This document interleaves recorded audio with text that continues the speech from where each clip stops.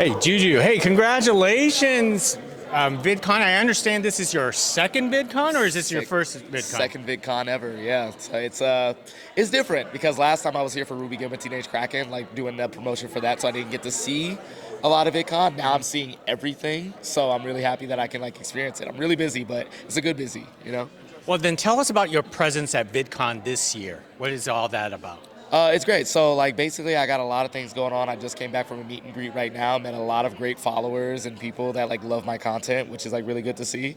I'm hosting the Nerd Night dance party hosted by Descendants 4. Really excited about that. I got my podcast. I'm on an Anime Nation panel. I did the Avatar panel yesterday. So I'm just here, just like connecting with fans and like friends that I've met online about like movies and the content that I love, and it's been amazing. Like, I've been having so much fun.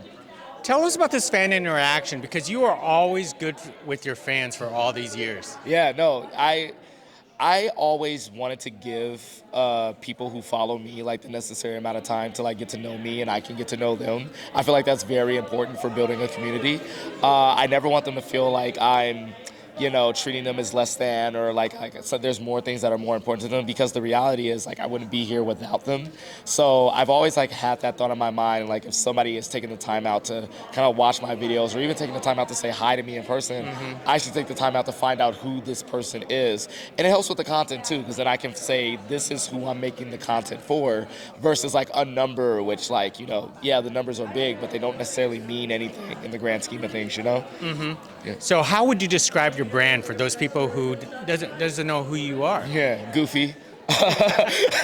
Very goofy, but also just like a nerdy, geeky, obsessive, overthinking, like just all these type of things I feel like make a fan, right? I'm a fan of many movies, I'm a fan of many things, One Piece included, and I'm just happy to share these type of things in that goofy, happy, like very obsessive, unhinged way. And I feel like that's what connects me to a bunch of people, because like I'm not afraid to be those things. I'm not afraid to be authentic in myself, and I feel like that's what really makes people want to stay and watch. Now tell us when you first started, when was this, and what did you initially thought it was when you first started was going to be?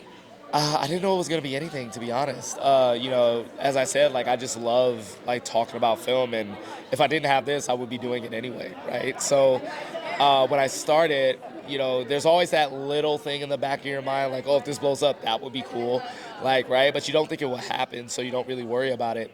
But when it did start it kind of taking off, then I realized that I could build something with it. And one of the important things I wanted to build was a community, like, just a collection of people who want to talk about these type of things and want to be a part of, the conversation. And I'm happy to kind of be one of the leaders of many groups of creators, amazing creators that are in the same space and doing the same thing, creators that I've had the pleasure of calling friends and colleagues and like being able to nerd out with them and our followers, and it's been absolutely insane. So yeah, you don't think it's going to be something, but I'm glad that it's here.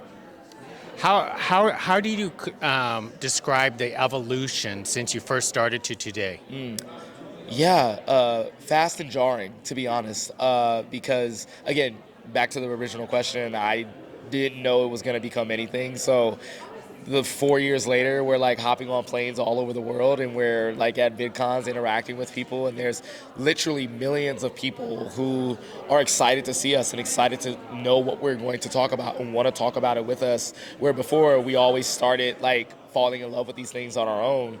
And now it's kind of like jarring to kind of have all these people wanting to talk about it with you.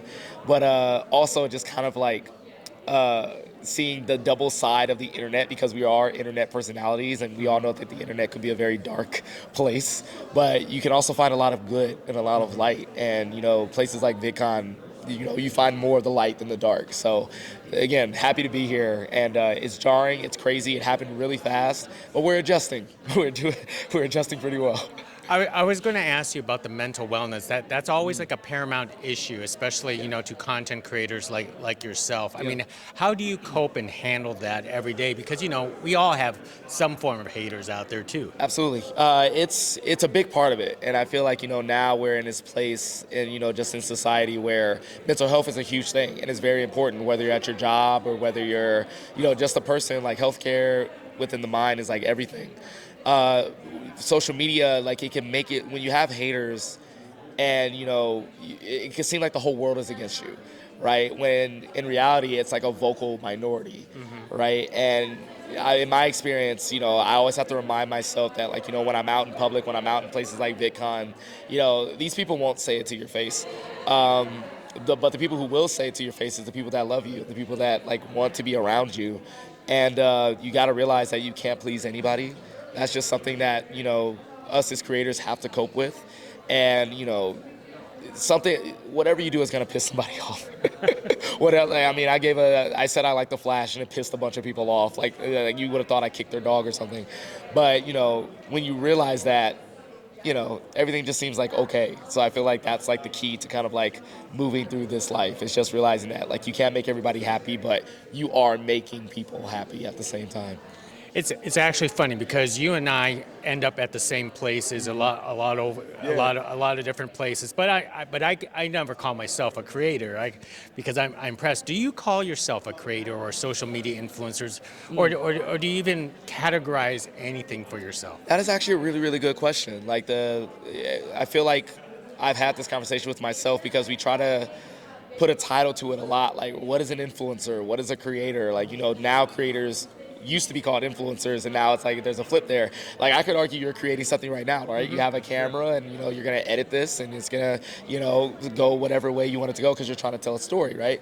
So I like to say that I am a creator because I'm trying to use stories in order to tell a story, right? I'm telling you how I see a film by way of a film that I am seeing it, like how I experience life by what I'm experiencing in this film.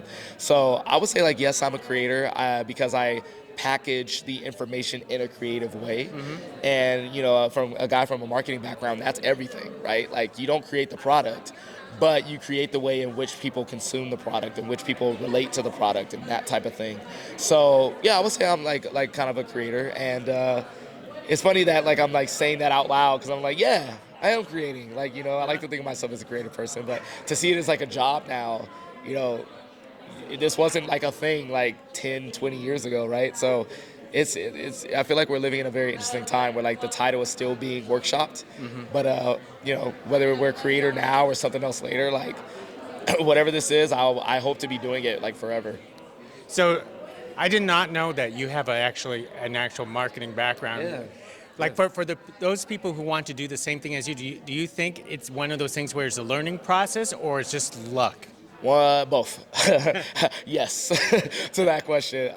So I got my degree in advertising, and I jumped in advertising in college very, very late in the game. So I had no idea how to break in. I had no idea like what to do. And even when I got my first advertising job, I had no idea what the day-to-day task was, how to go about these type of things. So I got the job through a lot of luck, through a lot of knowing people and just like sheer determination and just wanting to do it and connecting with people. But then when I was there, having to figure it out, ask questions, and just kind of just immersing myself in that culture, right?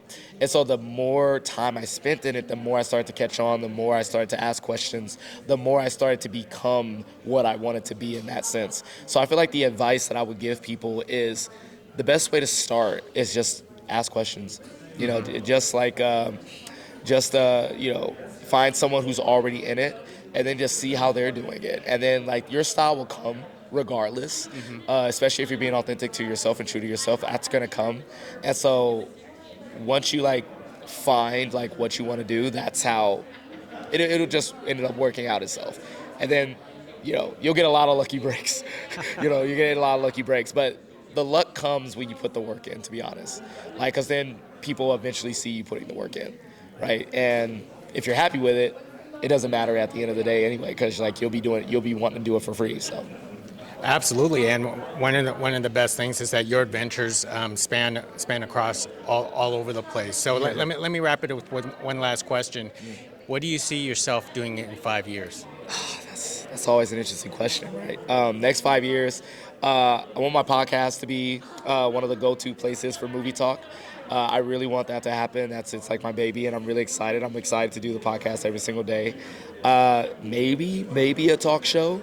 I always like love talking to people and interacting with people. work in a crowd, like, something like a Jimmy Kimmel or something like that. Who knows if it will happen in 5 years? If it does, that'd be great. But the way my life has kind of like jumped from here to there. I was a cast member at Disneyland, and then I was a senior copywriter in advertising, and now I'm a creator doing podcasting, and I've hosted red carpets, and it feels like there's a whole world out there that I still don't know, and I'm excited to see. And I can't wait to, for those doors to open and, see what other opportunities open up.